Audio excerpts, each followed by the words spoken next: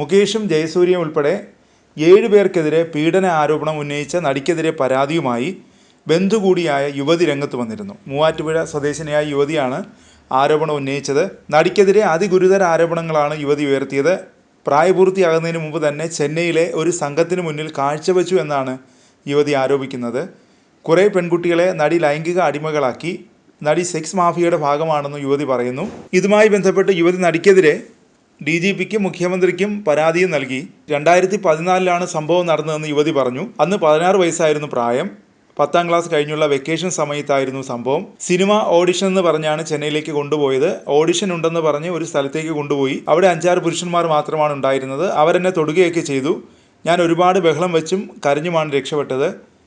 നിന്നെ നല്ല രീതിയിൽ അവർ നോക്കും, ചെറിയ അഡ്ജസ്റ്റ്മെൻറ്റ് ചെയ്താൽ മതിയെന്നാണ് അവർ തന്നോട് പറഞ്ഞതെന്നും യുവതി ആരോപിക്കുന്നു.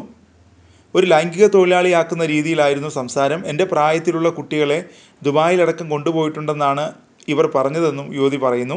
എന്നാൽ തനിക്കെതിരായ പരാതി അടിസ്ഥാനരഹിതമെന്നാണ് ആരോപണ വിധേയയുടെ പ്രതികരണം. മുകേഷിൻ്റെ ആളുകളിൽ നിന്ന് കാശ് വാങ്ങിയാണ് പരാതിക്കാരി തനിക്കെതിരെ രംഗത്ത് വന്നത്. കൂടുതൽ പേർക്കെതിരെ മൊഴി കൊടുക്കാൻ തീരുമാനിച്ചിരുന്നു. അത് തടയാനാണ് പുതിയ നീക്കമെന്ന് നടി ആരോപിക്കുന്നു. ഓണം കഴിഞ്ഞ് 50ഓളം പേർ മൊഴി കൊടുക്കുമെന്നാണ് പറഞ്ഞിട്ടുള്ളത്.